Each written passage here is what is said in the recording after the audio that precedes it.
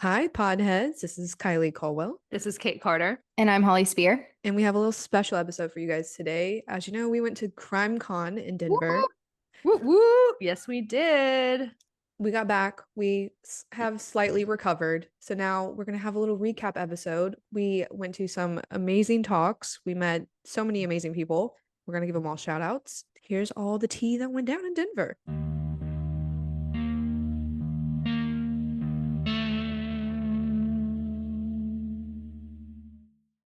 You guys, it was so good. So good. Exceeded my expectations. I had the best time. I'm going to spend a year excited for the next one. You don't even have to. Yeah. Oh, yeah. in May. Yeah. A little less than a year. I'll spend Yep. excited. It was so freaking fun. Any listeners that were interested, just know it was worth it. We got the general admission tickets. I mean, they were still like 200 something bucks per person, but totally worth it. And they did announce that CrimeCon 2026 is going to be in Vegas at the end of May. Over My Dead Pod is going to be there with some fun stuff. And we'll update you guys about that later on. But if you want to go, I think tickets are on sale on Monday. Oh, So today, the day that this episode's coming out. very nice. I wish we had like a promo code or something. Yeah. That'd be cool. I would love a promo code just for myself. Should we talk about who we met first and give shout outs to our new friends? Yes. So at CrimeCon, they had a little expo hall. They had a bunch of podcasters. We stopped at, I think, every single booth. Mm-hmm. We came back with about 500 stickers and pamphlets. Yep. Mm-hmm. The very first booth we stopped at was Forensic Friday. Two women, they're both forensic therapists, like they work with domestic violence abusers and stuff. The coolest ladies. It was perfect time. Like we literally walked into the expo and they were on the left side. And I think there was a booth in front of them, but there was no one at the booth. So we saw them first, leading the pack. We walked over there. I don't even remember what I said to them, but they looked cool. I liked their name. And I was like, hey, we're podcasters. And then that kind of just joined a conversation of they're semi-newish too, and they're local to Colorado. And they were really cool. I mean, to be a forensic, Really cool. yeah, to be in any forensic field is super awesome. But forensic therapist, that's a badass job. So they have a podcast, Forensic Fridays. You guys have to check it out, our listeners. And they're on social media too. So definitely check them out. But they were great. And one of the ladies has a little 4-month-old daughter. So that was super cute. Okay. Every table we went to, Kate just immediately asked, do you have kids? What kind of dogs do you have? And do you have kids? Yes. But I think they all did. Every single one of them, I think. Yeah. No, it worked out. Realizing that's how people with kids make friends with people that have kids. You have to. Do you have a kid? Me too. Oh my gosh. Yeah. What's their age? Let me see a picture. Yeah. So no, Forensic Friday is super cool. Glad they were the first people we met. And then we saw them throughout the conference. So nice. And I was really surprised with them and with actually every single person we met at CrimeCon that were podcasters. Everyone was nice, but the podcasters, I feel like they didn't have to be as nice to us as they were. Like they were offering to like give us advice. They were super helpful. Just like you're kind of in each other's spaces, So I just was very surprised that people were so willing to help new, smaller podcasts like thrive in a place that they didn't have to. Oh yeah, they were like, "Oh, what platforms do you use? What do you use to edit? Blah blah blah. We use this." Yeah. Great advice. Yeah. No. It's good to know how others started out. So they were our first booth that we met and loved. Then we went to another one we connected really well with was Mama Mysteries. Oh my God, love you, Kate specifically. Yeah. Obsessed. Her name's Kelly. She was so cute. Yeah, out of Kansas City. We're looking at cool booths, but also the name of the podcast, but also like, do the people look friendly? Are they going to talk to us? We talked to everybody there, started talking to Kelly, and she's from Kansas City. I have family in Kansas City. So we connected on all of that. She was young. She had 4 kids, 6 kids. How many kids did she say? She had a lot of kids. Mm-hmm. But she was super cool and immediately was like, I want to take a picture with you guys. Let me get your phone number. Like, let me help you out. I think she was the one that told Kylie or was asking Kylie about like what platform stuff to use or what editing stuff. So she was great. And then I think it was like the next booth over was This Feels Criminal. And we started talking to them. And then we realized they were formerly called Killer Killer Queens. And we're like, Queens. oh shit, we know y'all. Yeah. Like I They're- listened to you guys. I just didn't Right. know what I never see those people's faces, you know, and I had no idea. And I was like, whoa, kind of like a little starstruck because they're pretty Yeah. big. Like for our listeners, Killer Queens is a pretty big podcast. It was two sisters, and we walked up to their booth. And first of all, phenomenal booth. I have to say, Adorable. probably the best booth there. I think they had about 50 different variations of stickers. Stickers galore. And we Yes. walk up to the booth and we're like looking at them and stuff. And then behind them, they're like, oh, yeah, we're rebranding ourselves. We were Killer Queens. And we were like, oh, shit. So we didn't realize till we went home, did our research, that they have a new member. And so that's why they're redoing it. So you guys will have to check them out. They were super cool and very nice to us as a much higher up podcast. Like we obviously explained like who we are and stuff, but they were super cool. We're willing. Mhm. Actually, I don't think we asked anybody. I think they were telling us like, oh, we need to do an episode together. Oh, we need to do this. And We're Yeah, like, so we didn't even know that was an option. right.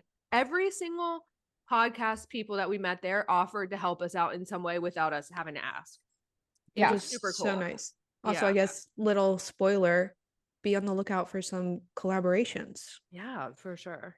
Oh, so for the listeners, Crime Weekly is like the big podcast right now. And Holly and I walked in the first day and there was like a line out the door to meet the host of Crime Weekly. And then we come back on Saturday and we're just talking to, I don't even know, he was like a wildlife guy. He did like a talk Mhm. on like wildlife crime. The host of Crime Weekly, Derek, just like walked up and we just had another great conversation with him and he took our business card. How cute. Yeah. Yeah, he talked to us for the longest time. He was so helpful and encouraging. We were like, we're a new small podcast. He's like, don't say new or don't say small. He said, don't say small. That was like my starstruck moment of the weekend. But he shook the hand of the guy we were talking to. And then the guy was like, oh, do you guys know Derek? Like, yeah, okay. And I like just look over and I remember, and he's standing right next to me. And I look at him and I just kind of turned and did like a slow look at Kylie, and Kylie's just staring at me. And I was starstruck. But we had a great conversation. Took our business card, like the girls just Mhm. said, gave us advice. I mean, this dude's really big in the crime world. And then we got to listen to him do a session later on that was super awesome. He also won an award. I guess we should talk about all the little sessions we went to. Kylie, tell the listeners how it all worked, like session wise. Okay, so there's a bunch of different, we're in a convention center, there's a bunch of different ballrooms, and there's sessions like 4 or 5 rooms going at a time. So we kind of had to strategically plan which ones we were going to go to. The first day, Holly and I went to see Chris Hansen, and we didn't really know what we were walking into. And the whole talk was about Roblox. There's this guy named Schlept. He was a predator hunter on Roblox, and Roblox banned him because they want the predators on there. So the whole talk was about that. Whole time, me and Holly are just like Googling what is Roblox. Yeah. But apparently, there's a lot of pedophiles on there. So keep your kids off Roblox. It was like the first session we went to. So we're like, okay, Crime Con, we walk in and it's just like, and we came in a little like after the session started because we had to go check in and get all of our stuff. And we walked in and they were talking about Roblox. I was like, what is this Crime Con? What's going on here? We figured it out. You know, like when we grew up, basically we had what, like Nintendo and shit like that. Like we had the internet, but there was no like online games. You couldn't really even talk to strangers on the internet. Well, I No. remember like when Call of Duty came out, because I have a brother and we played Call of Duty all the time. And that was the first experience where I can remember you can connect with people that were outside of like people you knew.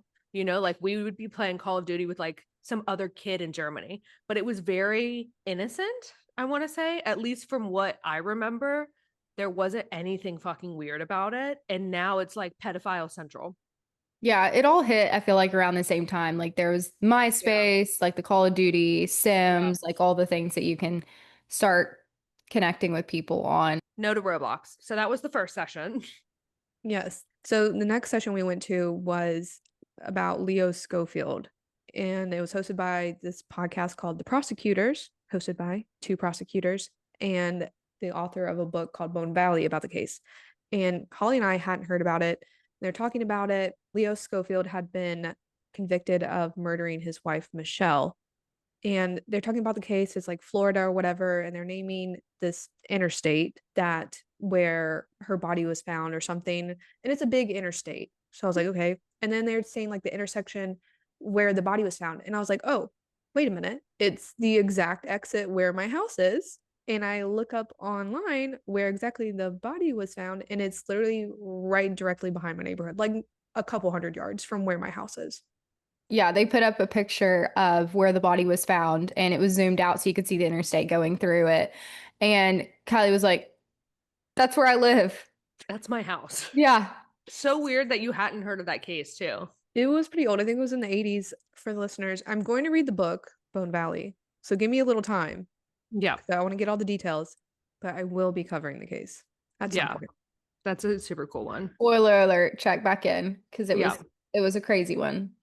Also, hold me accountable. Say how many chapters are you in yet? Yeah. And then we went to one Holly was super excited for Mhm. about the investigation into the Delphi murders. And we had was he the sheriff? Or he was the lead investigator and the prosecutor there. Lead detective and the prosecutor, yeah. If you haven't listened to episode 18, I covered the Delphi murders, which occurred in Delphi, Indiana, which was the murder of Libby German and Abby Williams. And these two little girls were walking around on a trail after school. The case is really famous for the audio and the video that the police released of the suspect. It went unsolved for quite a while, and I don't want to give anything away, so you can go listen to it if you want. But basically, there's some new things that have come up in the case. They talked about that in our session. And so I may be doing a little recap. Maybe when we get the evidence back, they're retesting some more evidence right now. But people are not convinced that they have the right person. I think that's really scary. But it was a really good session, and we may cover it also in the future. So be on the lookout for that. That case, anytime I'm like talking to somebody about it, because they'll be like, wait, how do I remember that case? I'm always like, it's the two little girls on the train tracks. Yeah, it's very creepy because one of the little girls, I can't remember if it was Abby or Libby, one of them was super into true crime and investigation stuff, and she had the awareness to record what was going on her phone, which is what made the case, I think, so popular, other than the fact that it was two, young little girls. Yeah, she recorded it, and it's very eerie, so that kind of, made it blow up a little bit, but. So, okay, they had like identified Richard Allen as like a guy in the park that day, and they talked to him early on, right? And so they had his witness report. He came in like early days in the investigation, and someone had misfiled the paper and put like cleared on it. And so it got into a different cabinet, and it wasn't until many days later when they went back through and realized that they had accidentally marked that as cleared, and they don't know who did it. That's a big oopsies. Yeah. Yeah. That shit happens all the time though. We constantly see like some people, even where in my life, I've had people been like, I don't understand why their case was dismissed, some big criminal or something like that. And I'm like, oh, it was paperwork. Somebody miswrote something. It got filed wrong. So, and you have to explain it. And it's so easy for mistakes to happen in court. But even during police investigation, I mean, that's a huge mistake. Yeah. Another thing I took out of that was they were talking about the sketches of the suspect and how there were like two different ones. And the suspect looked very different in both of them. And I think we probably, knowing us, talk shit about the sketches in episode 18. But the prosecutor, he did say something which makes sense. He said how witnesses, even if you guys see like the same guy, you're both going to see them differently and describe them differently. So that it was important to release both of them in case one of them was more accurate, which I didn't think about, but that makes sense. No, that makes total sense. And that's where we're not investigators, so we didn't know. I'm just saying, I've never seen a good sketch, okay, of what the perpetrator actually ended up looking like. The next one we went to was Lori Vallow Daybell, and her son was there. Her, I guess, only living family member now. Yeah, dude, that was so sad. That one was the first like tearjerker for me, was hearing from her son and how he lost his siblings. Yeah, there's so many documentaries. Lori Vallow gets into a relationship with Chad Daybell. He's like a pastor or whatever. They think they're gods. Lori's husband at the time was murdered by her brother Alex, and then Chad's wife died, and then they have Lori's two young kids, Tylee and JJ. And it's been like months and months, whatever. No one's seen the kids. They're like reported as missing. And Lori and Chad are just like on the run, can't find the kids. Ended up, they had been buried and burned in Chad's backyard. And Lori and Chad are just like so far gone mentally. It's a crazy case. We'll have to cover it. If you haven't heard of it, go Google it because it is a nutso case. But one of us will cover it. I think we just did it in the moment because it is a big case. And it's still going on. Really Mhm. sad too. Yes, there's still trials happening for it. that's true. So The craziest thing out of that session was when the host, I can't remember his name, but the host of that session said that he had been talking to Lori from jail, texting her, and that she knew that her son was going to be at CrimeCon that day. And she sent a text message to him and they read it for the audience. And it was just like, basically it was some Bible verse about like weeding out the good from the bad, and they asked him what that meant to him, and he was saying she's still saying that she is the good one in this situation. So obviously a lot of mental health issues going on there, but like Kylie said, they basically thought that they were doing God's work.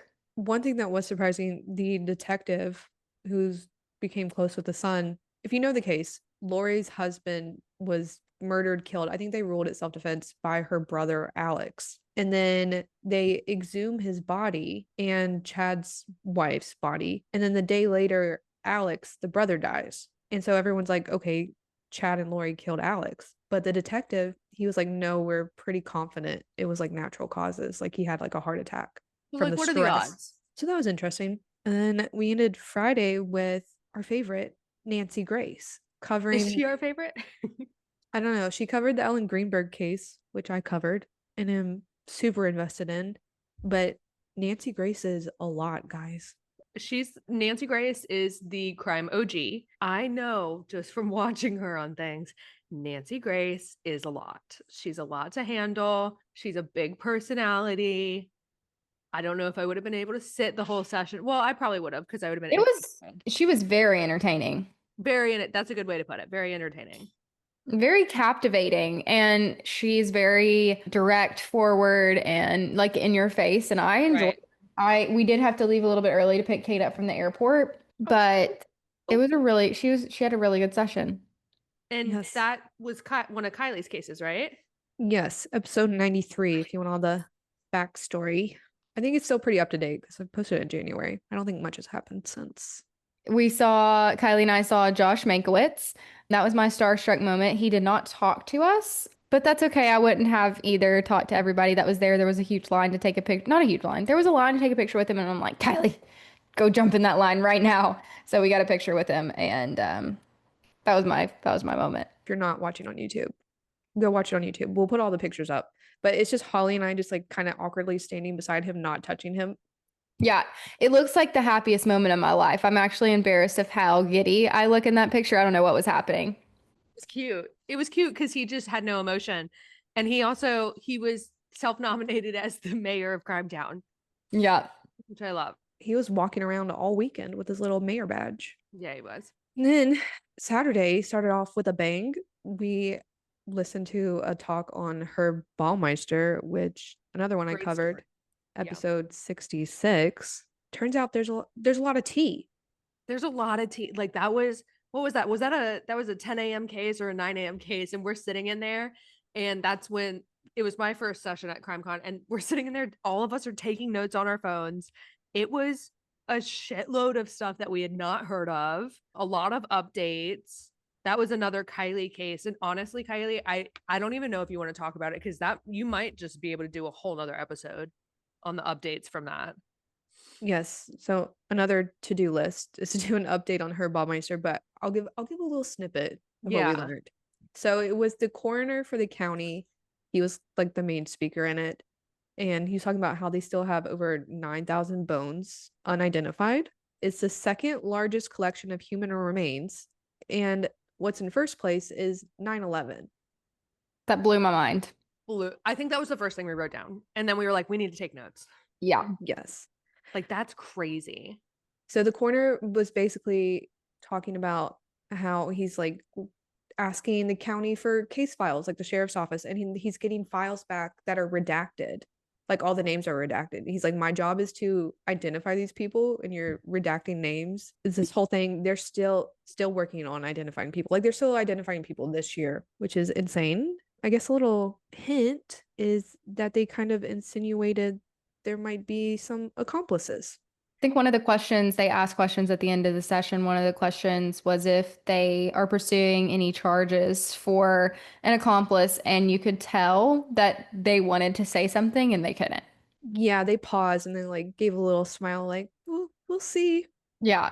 I don't think you guys have had time yet, but if you haven't, and listeners too, there's a Hulu documentary that came out earlier this year, and it's really good on this story. Obviously, there's been a lot of updates since then, but there's some interesting characters in that documentary that I think you need to watch.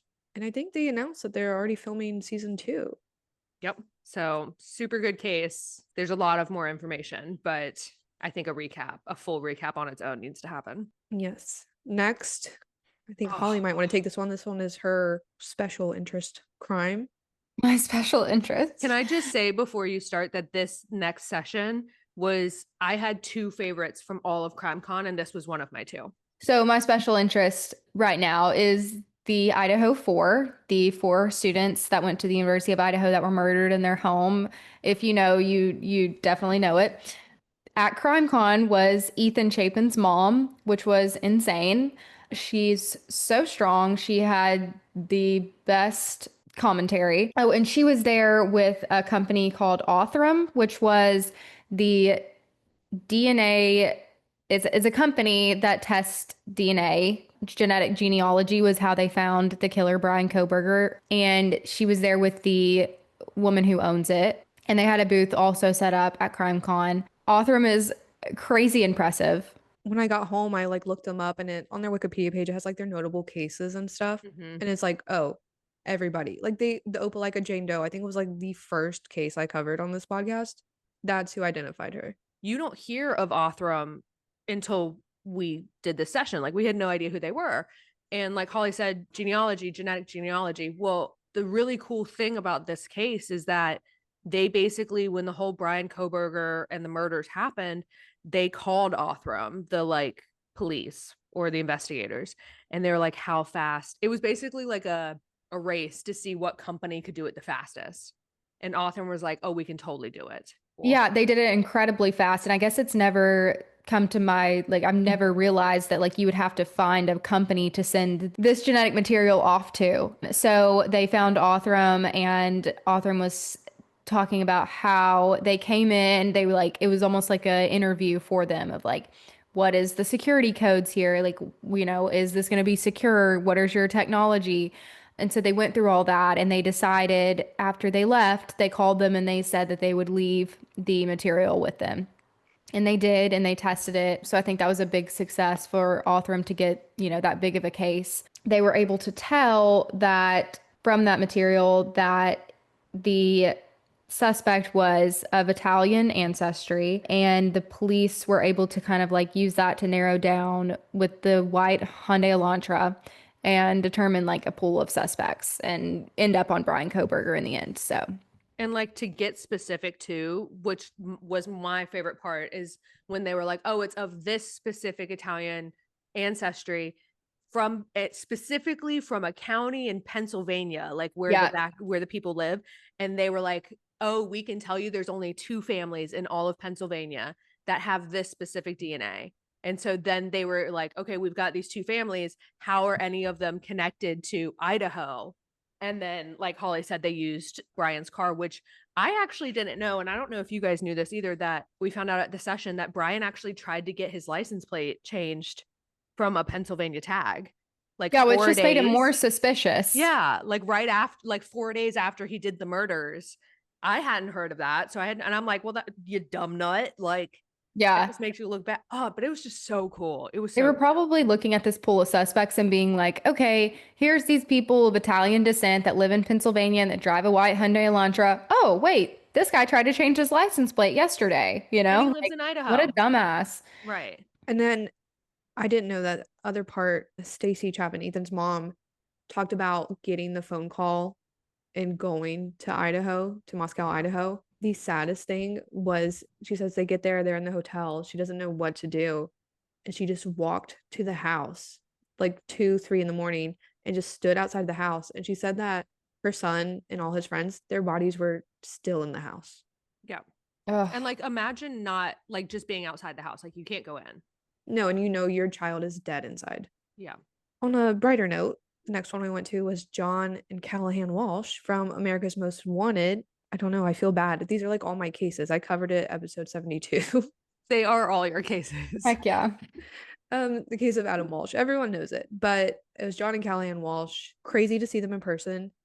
John Walsh shouted out my sheriff. So I felt a lot of love at this crime con. The one thing they said, because they were there with the CEO, or I guess whoever runs NCMEC, National Center for Missing and Exploited Children, which they started, and they said there was a 1,000% increase in child sex trafficking reports just this year. And the year is not even over. Sickening. I was wondering, is like, does that mean it's going up, or is there just like more reporting of it? Which I guess would be a better thing. I feel like it's almost both, to be honest. That's what I was going to say. Like, we, you know, I think about it all the time, is like when we hear about horrific things happening around the world, like not just in the US, like happening around the world, like the bombings and everything in other countries. Is it happening more these days, or are we just hearing about it more because of media? With the way that the world is going with social media and like AI and everything, I think that it increases people's access to that exploitive material. But I also think that there's an increase in awareness and people reporting it, and we're like increasing our ways to be able to find that kind of stuff. So that increases the number that people are, getting. But I also think that it's increasing at the amount of people that have access to it. Okay, me and Holly discussed it before you got to CrimeCon, but we said Millie's not allowed on the internet until she's 30. At least. Yeah, at least. Yeah, I think social media is going to be the demise of society. Here we are on the podcast. Yeah, on social Doing media. social media. Yeah, follow us on Instagram. Yeah. Over my Yeah. dead pod. If you're an adult. If you're above the age of 30, which Kylie and I are not. Yeah. So you have to go unfollow us from. Yeah. It's harsh. It's harsh shit. But that was that was pretty cool too. Seeing the Walshes on a stage. Like, we grew up with John Walsh and seeing him and everything. So Sunday we started off, we just seen the little pamphlet. We weren't sure what to go to. They're like, oh, it's this like group of moms in Oregon. All of their daughters have been murdered. There's five of them. And the police aren't doing anything about it. They come together and they find out that all of their daughters had been murdered by the same man, Jesse Calhoun.